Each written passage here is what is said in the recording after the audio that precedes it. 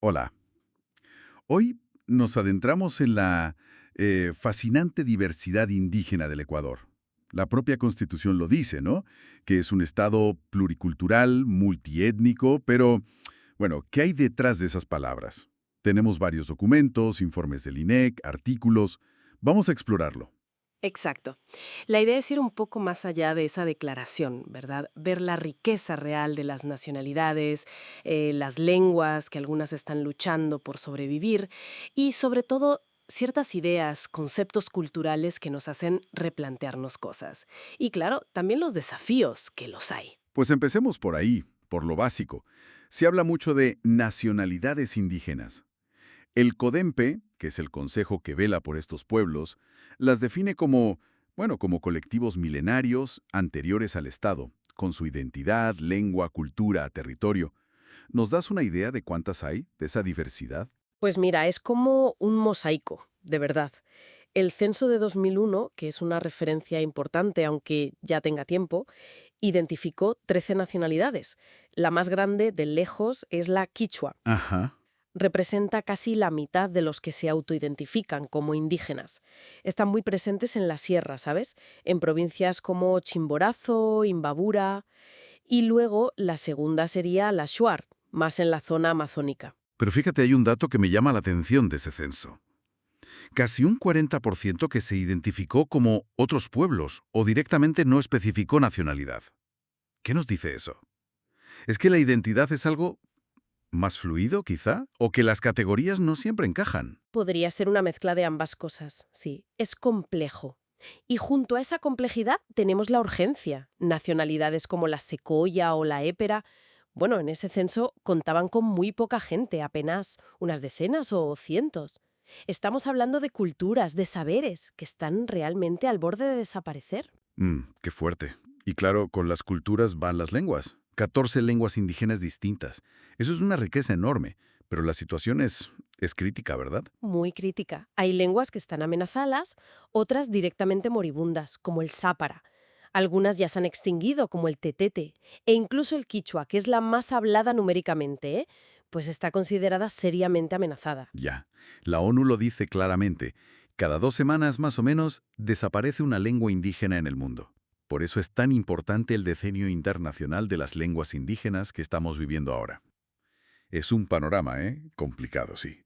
Pero salgamos un poco de los números, si te parece, y vayamos a las ideas, a la cosmovisión.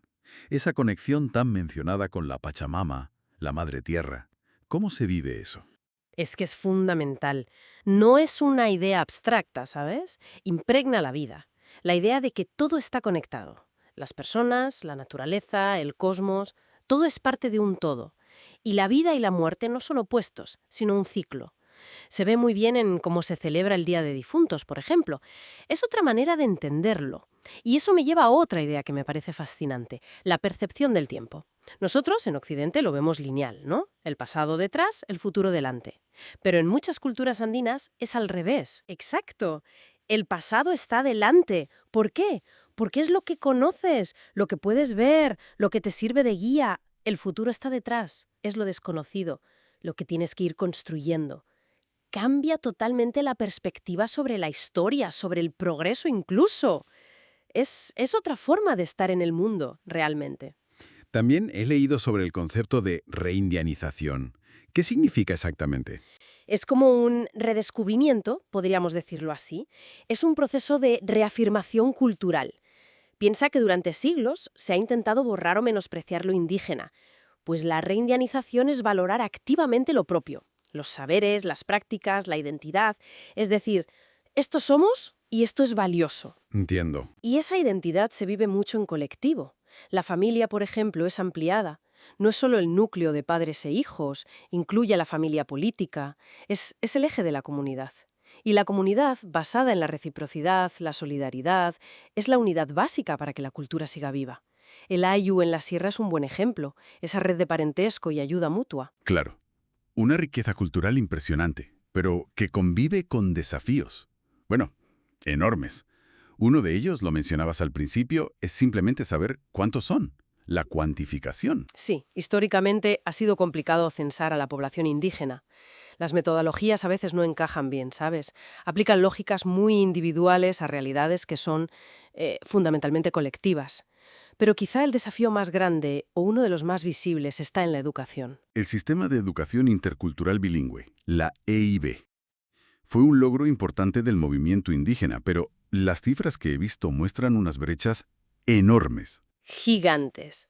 Datos de hace ya algunos años, pero que marcan una tendencia preocupante, indicaban que menos de la mitad de los niños y niñas indígenas terminaban la primaria. La primaria. Y para llegar a la educación superior, el porcentaje era mínimo, muy por debajo de la media nacional. Hay retos enormes en cobertura, en calidad, dentro de la propia EIB. Y la interculturalidad no debería ser solo algo para la EIB, ¿no? Debería ser para todo el sistema educativo, para toda la sociedad. La pandemia reciente lo puso muy de manifiesto, ¿verdad?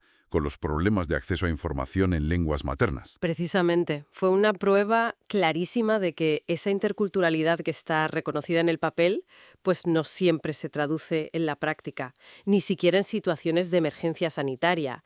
Faltó mucho. Entonces, resumiendo un poco todo esto, Ecuador tiene una diversidad cultural y lingüística que es extraordinaria. Visiones del mundo únicas, formas de organización social muy resilientes, pero al mismo tiempo enfrenta la amenaza real de perder parte de esa riqueza y unas brechas de equidad muy profundas, sobre todo en educación.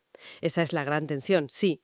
Un reconocimiento formal en la Constitución y en las leyes, que es importante, pero que convive con desigualdades muy persistentes y con el riesgo real de que parte de esa diversidad se pierda para siempre. Nos deja pensando, si la Constitución ya reconoce esta pluralidad y existen estas raíces culturales tan profundas que hemos comentado, ¿qué haría falta de verdad, más allá de las políticas que ya existen, para que la interculturalidad no sea solo un concepto legal, sino algo vivo, cotidiano, valorado por toda la sociedad ecuatoriana en su día a día?